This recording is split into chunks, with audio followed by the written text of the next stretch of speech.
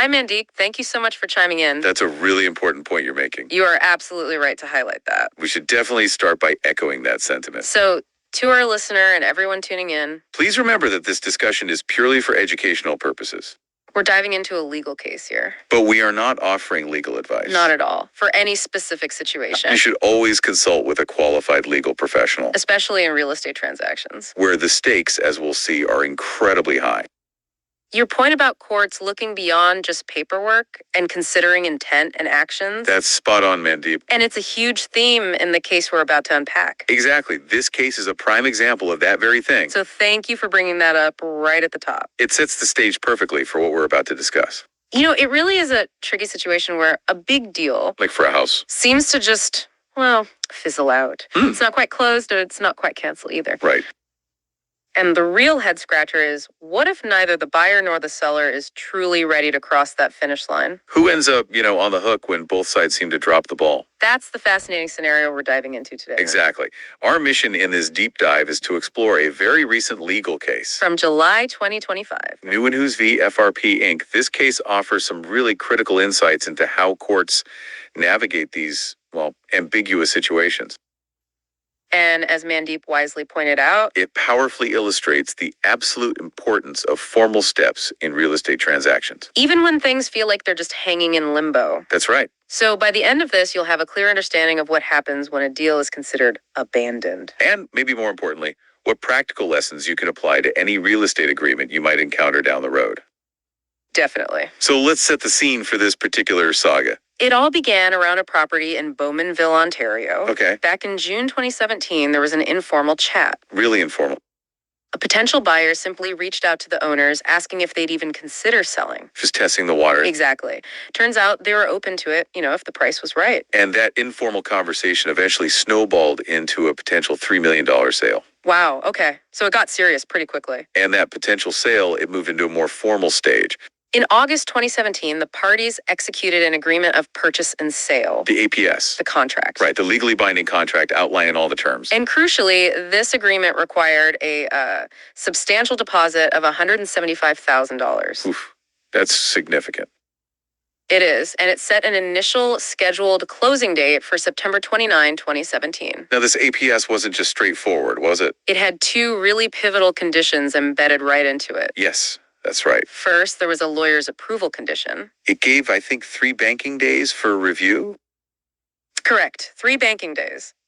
With a very clear stipulation. Without notice that the condition was fulfilled or waived, the APS would be null and void. Gone. Pretty standard clause, but important. And second, there was a vital lease agreement condition. This was absolutely crucial for the sellers, allowing them to continue living in the property for 2 years after closing.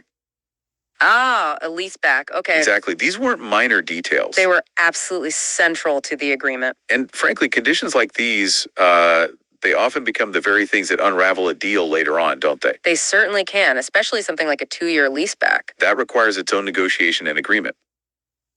Okay, so things started to go sideways pretty fast here, didn't they? It seems that way. On September 17, 2017, just, days before that original closing date, the parties agreed via email to push that closing date back to October 6, 2017. Okay, a short extension. That happens.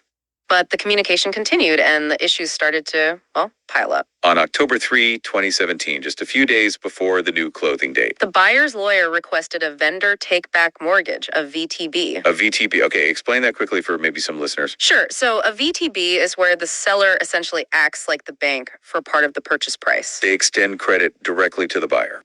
Ah, okay. So the seller finances part of the deal themselves. Exactly. It's a significant shift from a standard mortgage, and it often introduces new complexities. And I imagine potential friction. Immediate friction in this case, actually. The seller's lawyer swiftly rejected that request the very next day. Wow, okay. No negotiation there.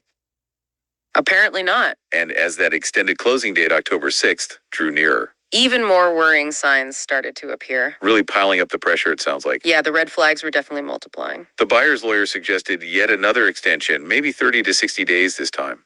Right, citing the need for more time to arrange financing. Which, after the VTB rejection, maybe isn't surprising. And, even more significantly, that crucial residential lease agreement. The lease back, yeah. That fundamental condition of the APS, it hadn't been prepared or signed. At all. That's a big... So a key piece of the puzzle was just missing.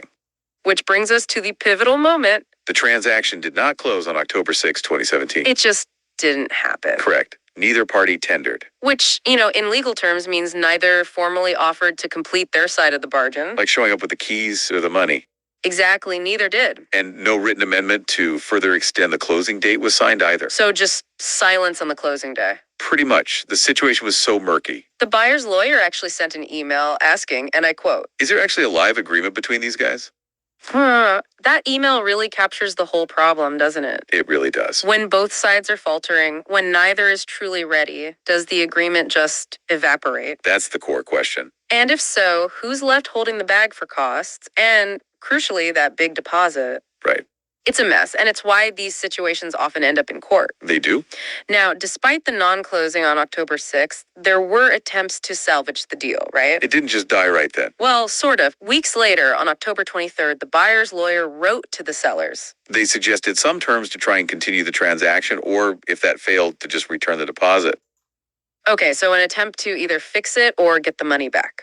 Yes, but these discussions just dragged So on. a surprisingly long time, actually. How long? The buyer didn't formally request the deposit's return until September 2018. September 2018. That's almost a full year after the missed closing. Yeah, nearly a year later, things were clearly stalled. And ultimately, the sellers moved on. In November 2020, they did sell the property. Okay, so they eventually found another buyer. They did, however, it was for a considerably lower price. $1.3 million. 1.3, compared to the original $3 million. That's right, a $1.7 million difference. Wow. That's not just a bad day at the office. That's life-altering money. Absolutely. It really underscores the immense financial risks when these deals go sideways. And I imagine the emotional toll, too, waiting years just to resolve it. No doubt. So with that massive difference in price and the $175,000 deposit still in limbo, It was pretty clear this was headed to court. almost inevitable at that point. The buyer was seeking the return of their deposit, obviously. Naturally. While the sellers, understandably given the price drop, sought damages for the buyer's alleged failure to complete the deal at that original $3 million price.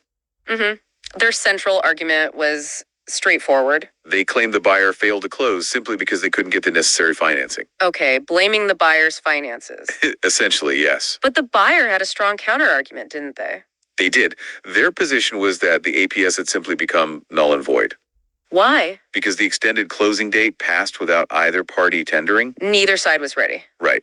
And crucially, they pointed back to those initial conditions, The lawyer's approval and especially the lease agreement. arguing they were never formally fulfilled or waived. Okay, so competing claims. How did the judge weigh this, especially when it seemed like both parties might have, dropped the ball? Well, the motion judge, in reviewing the case, made some very specific and I think illuminating findings regarding those key conditions. Okay. For the lawyer's approval condition, the judge found it was implicitly waived Implicitly. by the parties agreeing back on September 17th to extend the closing date to October 6th. What's fascinating here is the logic. The judge reasoned it made no sense to extend an agreement that was already null and void due to an unfulfilled condition. Ah, I see. By acting like the agreement was still alive and extending it. They essentially treated that condition as dealt with. Exactly. Their actions spoke louder than, the lack of formal notice. That's a crucial distinction, isn't it? The court looking at their actions for an impassite waiver. But then, as you mentioned, the lease condition was treated differently, What made that one so fundamental, so non-waivable in the judge's eyes? especially when they were still talking after October 6th. That's a great question, and it highlights a key legal point. The judge deemed the lease condition important to both parties. It wasn't just protection for one side, Okay. and critically, it was never satisfied, Unlike the lawyer's approval, the lease back was a substantive part of the deal. requiring its own separate formal agreement. Precisely. Its non-fulfillment showed that a fundamental aspect of the deal, Absolutely essential for the seller's future living arrangements, was just entirely missing. not something you can just overlook or waive by implication. Apparently not in the judge's view. And furthermore, this was the judge's most significant finding. As of that extended closing date in the October 2017, neither party was actually in a position to complete the transaction. Neither. The sellers hadn't prepared a transfer deed. The buyer didn't have sufficient funds ready to go. Neither party had even prepared a draft lease. So all the essential pieces were missing on both sides. Correct. And as we mentioned, neither party tendered.